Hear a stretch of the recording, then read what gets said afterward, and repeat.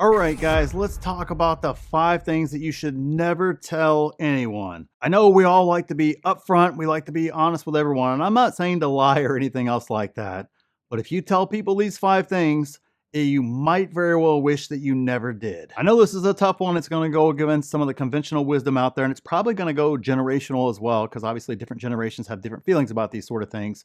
But just from my experience and my knowledge base and folks that I've talked to as well, these are absolutely the 5 things that people always regret telling others. And the first one is income. I know we all want to brag about our income. You're proud of it, especially, you get your first 6-figure job. You want to tell people, you want to tell your family, you want to tell your friends, but you are opening yourself up for scrutiny. You're opening yourself up for judgment.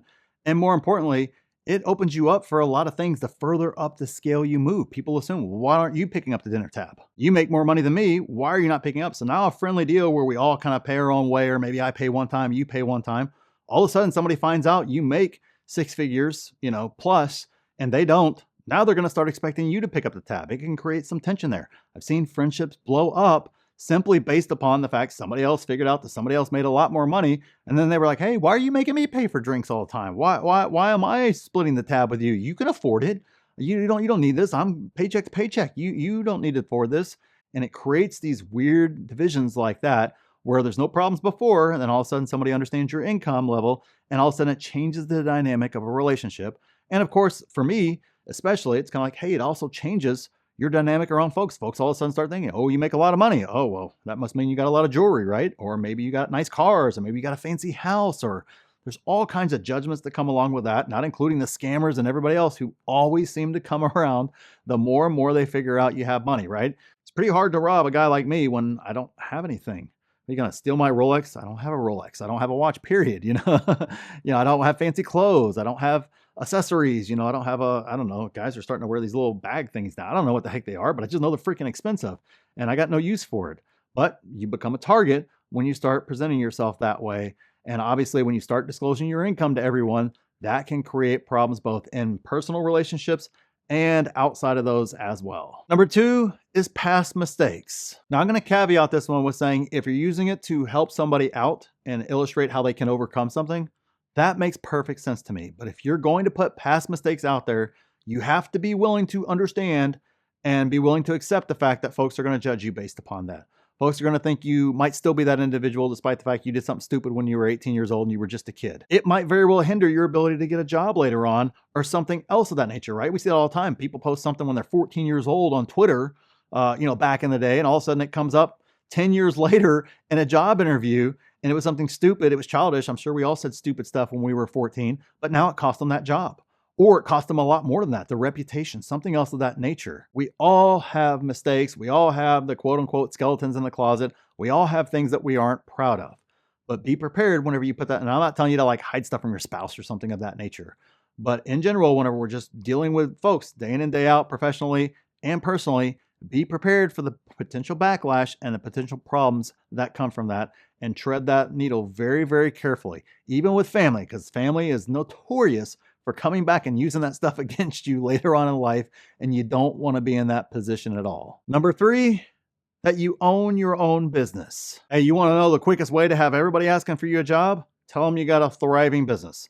All of a sudden, Uncle Bob needs a job, and your lost distant cousin all of a sudden is down on their luck and they really need a job. And all of a sudden, before you know it, you end up supporting the entire family when you might not need those folks in the first place. Now, obviously, I understand professional networking and things of that nature, and that to me makes a lot of sense.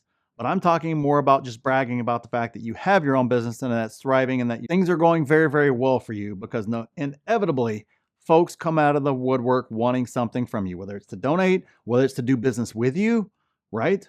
Or it's for you to hire them. I've come in and looked at businesses before, and the reason why the business is struggling is because the owners have hired Uncle Bob and their long lost distant cousin and their, third child that's just a bum and doesn't want to do anything, but, needs a job. So, they kind of support him despite the fact that he does nothing for the company. He's actually a net negative to the company. Those type situations only come about because folks know that you own the business yourself. So outside of kind of those networking type situations, and you were just asking to get hit up for jobs, for not necessarily handouts, but donations, things of that nature that would have never come your way if you didn't disclose that you had a business. Now, I'm all about giving away money to charity, but I give to charities anonymously. I do not do it. Matter of fact, I do it through a business, but again, the business is anonymous in the first place. They can't track it back to me. They can't track it to other businesses that I own. It's a very, very different situation that I take very seriously to avoid those types of situations. Number 4, your asset makeup. I know we talked earlier about income, but you also don't want to let folks know that you've got, 125 rental properties out there, right? All of a sudden, somebody's going to need a place to rent, and they're going to know that you rent properties in that area, and they're going to come to you asking for some sort of a sweetheart deal. I know, I've been in that situation before, and the answer is always no. I don't do business with family, period, to avoid those exact situations. But guess what? I was the bad guy. I was the greedy whatever. That's how that sort of stuff plays out. And that's exactly what will happen to you. People will find out that you own a lot of property. People find out you own a lot of stocks. Then they make assumptions about that, right? It might very well be in your 401k. You can't touch it till you're 59 and a half. There's nothing you can do with it till then. But, and let's just say you're 40. But yet folks will think you're quote unquote rich. Well, kind of, but kind of not, right? You can't touch it. So, there's not a whole lot to go after, but yet all of a sudden people will start expecting you to act and do things a certain way and maybe be more generous than maybe you need to be, or support somebody that you don't need to be supporting because of those type things, because they understand what asset base you have. That's absolutely something I would never disclose to anybody. And number 5, your net worth. Look, I know it feels so cool to be able to tell everybody you're a multimillionaire, or I'm worth 20 million, 100 million, whatever the case is. But if you want to become a target really fast, go ahead and disclose your net worth. Go ahead and see how many family members you lose, how many friends you lose, how many people come after you for stupid things or silly things or ask you for silly things, and a lot of other things of that nature. Your net worth to me is simply an ego vanity metric. That's it. And I'm sorry, I don't need the puff up of my ego to be talking about my net worth. I don't really care what your net worth is either. There's a lot of folks that lie about their net worth, right? It goes the other way. There's just as many folks that lie about their net worth as actually have that net worth. And a lot of times when you talk about net worth, well, I don't know, if you own a bunch of risky investments and they just happen to be on that high of a speculative market, well, there's a good chance that person, 2 years from now, 3 years from now, whatever the case is going to be worth zero. And where was your net worth then? At least if you were in that situation, you didn't go around bragging about it, you don't have all the egg on your face when everything kind of collapses on you in the end. To me, it's just something that's just not worth discussing, period. It's simply a vanity metric, and it's not something I calculate. It's not something I count, nor do I care to know what my net worth is. And even if I did know it, it's definitely something I wouldn't disclose regardless. So to me, those right there are the 5 things you need to avoid talking about at all costs. And if you want help becoming financially independent, nice and quietly, right?